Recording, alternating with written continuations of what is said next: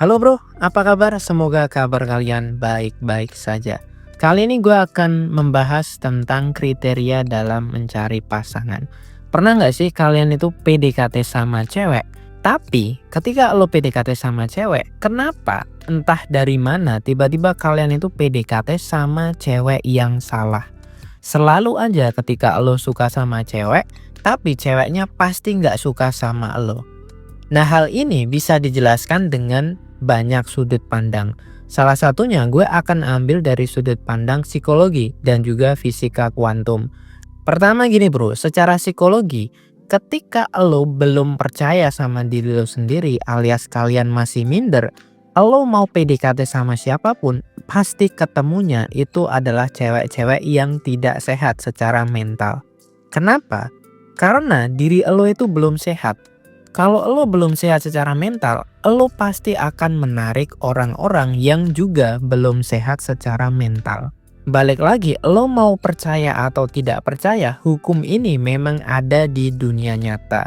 Lo pasti sering banget kan melihat gitu. Ada temen lo itu yang mungkin satu frekuensi sama lo.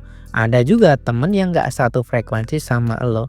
Ketika kalian sekolah atau kuliah, pasti akan ada grup di mana ada orang-orang yang pinter, ada orang-orang yang tukang gosip, ada orang-orang yang memang dia itu selalu duduk di belakang. Dan mereka itu mempunyai circle satu sama yang lain. Itu semua disebabkan karena apa? Karena mereka berkumpul dengan yang satu frekuensi atau yang satu vibrasi. Nah, di satu sisi ketika kalian pengen mencari cewek tapi kalian nggak tahu cewek yang seperti apa yang kalian cari, maka alam semesta ini atau Tuhan itu juga akan ngasih kalian cewek-cewek yang random. Itulah kenapa penting banget yang namanya kita itu punya kriteria. Kriteria ini digunakan untuk apa? Biar kita itu fokus sama cewek yang mau kita PDKT-in. Karena gak semua cewek itu kompatibel dengan diri kita bro. Gak semua cewek itu pas dengan diri kita. Itulah kenapa di dalam ebook gue itu gue sangat menekankan untuk menulis kriteria. Gak hanya dibayangkan tapi ditulis. Lo itu pengen kehidupan yang seperti apa. Sehingga lo itu tahu cewek yang bisa mengantarkan lo kepada tujuan lo. Jadi filosofi dalam mencari pasangan PDKT itu kalau di pria bertumbuh itu sangat jauh bro. Jadi jangan sampai kalian itu PDKT sama cewek yang tidak mengantarkan kalian pada tujuan kalian atau cita-cita kalian. Contoh misalnya seperti ini, gue tuh pengen usaha gitu. Maka gue akan nyari cewek yang mendukung gue untuk mengembangkan usaha tersebut. Misalnya gue ini usahanya kuliner, maka gue akan nyari cewek yang memang punya kemampuan atau skill yang bisa membuat kuliner gue itu bisa melesat ke depan. Misalnya dia jago masak, atau mungkin dia itu sudah pernah belajar bisnis, atau mungkin dia itu jago marketing. Sehingga ketika gue nyari cewek, gue udah tahu cewek seperti apa yang ingin gue PDKT-in. Sehingga ketika gue PDKT pun meskipun kayaknya random, tapi gue tuh punya fokus, gue sudah punya kriteria gitu. Kalau cewek ini misal gue kenalan di mall atau kenalan dimanapun dan cewek ini gak masuk kriteria gue, maka gue akan tempatkan dia sebagai temen. Nah kalau misalnya gue jalan-jalan ke mall tiba-tiba ada cewek yang masuk dalam kategori gue, maka dia akan gue masukkan ke dalam gebetan. Sehingga meskipun gue jalan-jalan dan kenalan sama cewek random, gue tetap punya filter. Dan gue tetap punya fokus di mana gue hanya akan mencari cewek yang kompatibel dengan kehidupan gue. Karena gue tujuannya adalah mengembangkan bisnis gue di kuliner, maka gue gak akan nyari cewek-cewek yang mungkin terlalu beban, cewek-cewek yang mungkin istilahnya kebanyakan drama. Nah ketika gue sudah punya kriteria yang gue tulis, gue akan paham, oh cewek ini cocok sama gue, oh cewek ini gak cocok sama gue. Nah contoh lain misalnya gini, kenapa gue sangat menganjurkan kalian untuk PDKT sama cewek-cewek yang mungkin di perkuliahan, di tempat seminar gitu, di tempat-tempat yang bisa dibilang high class gitu.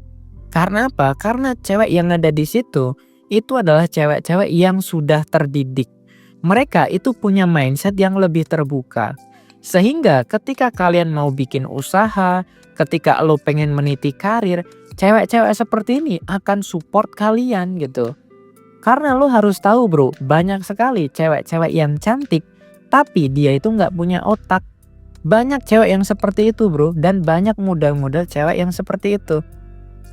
Lo juga harus paham bro, karena gak semua cewek yang suka sama lo itu kompatibel dengan cita-cita kalian. Percuma kan lo itu PDKT sama cewek cantik, tapi ketika lo nikahi, dia gak support sama impian kalian gitu. Dia kebanyakan drama, misalnya lo tuh meniti karir harus ke luar negeri dan lain sebagainya. Cewek lo tuh ngambek, karena apa? Karena dia gak mau ditinggal-tinggal gitu. Sehingga hal seperti ini kan mengganggu kehidupan kalian, mengganggu kalian mengejar cita-cita. Nah cewek-cewek seperti ini malah jadi beban untuk kalian. Karena apa? Karena sejak awal kalian gak punya fokus. Kalian sejak awal itu gak memperhitungkan bahwa cewek ini untuk masa depan gue atau tidak. Jadi PDKT itu gak sekedar PDKT bro, tapi kita tuh mikirnya jauh ke depan gitu. Lo bisa lihat keluarga lo sendiri, lo bisa lihat gimana hubungan antara ibu dan bapak lo. Apakah hubungan mereka mesra? Kapan terakhir lo lihat mereka itu ciuman atau mungkin berpelukan gitu? Lo sejak kecil itu gak pernah melihat orang tua kalian itu bermesraan. Bagus kalau misalnya kehidupan dari keluarga kalian itu harmonis, itu bagus. Maka kalian pasti akan mendapatkan hubungan romansa yang bagus pula. Tapi kalau sejak kecil lo itu nggak pernah dikasih contoh sama orang tua lo gimana caranya membangun romansa, gimana caranya hubungan yang baik, akhirnya kalian tidak punya idealisme tentang kehidupan romansa yang bagus itu seperti apa. Sehingga yang ada di pikiran kalian secara tidak sadar ini ya, kalian itu ngerasa bahwa kalau ketemu sama cewek pasti bertengkar, pasti drama. Karena apa? Karena lo sejak kecil melihat itu semua di dalam orang tua kalian. Nah inilah bedanya bro, ketika keluarga lo harmonis, maka gue yakin dan pasti lo akan lebih mudah dapetin pacar. Karena apa? Karena sejak kecil lo sudah melihat, oh gambaran orang pacaran, gambaran orang yang penuh kasih sayang itu seperti ini. Sehingga itu sudah tertanam dalam pikiran bawah sadar kalian. Dan secara tidak langsung lo juga akan menarik kejadian yang serupa. Nah mungkin kalian berpikir, tapi kalau gue punya duit banyak gimana bro? Itu juga sama aja bro. Kalau hal-hal yang ada di dalam pikiran bawah sadar kalian nggak diberesin, ada emosi, ada trauma dan luka-luka batin, meskipun lo punya banyak duit, belum tentu lo itu bahagia. Karena apa? Karena gue sudah mengalaminya sendiri. Banyak sekali klien-klien dari dosen gue yang mereka itu kayanya bukan main bro, tapi kehidupan romansa mereka berantakan. Jadi jangan dipikir ketika lo sudah punya pekerjaan, lo sudah punya duit yang banyak, terus semuanya lancar, terus semuanya enak. Nggak seperti itu bro. Untuk menjadi kaya itu ada ilmunya. Untuk bahagia itu juga ada ilmunya. Dan untuk romansa itu juga ada ilmunya bro. Semua hal yang nyata di dunia ini itu terjadi karena dua hal. Pertama, gedung itu bisa menjadi nyata karena dia melalui dua proses. Pertama, dia melalui proses yang namanya imajinasi, lalu dimanifestasikan di dalam dunia nyata. Jadi sebelum semua benda yang ada di dunia ini tuh berbentuk nyata, mereka itu bentuknya adalah imajinasi dari pikiran. Sama juga teknik scripting itu modelnya seperti itu.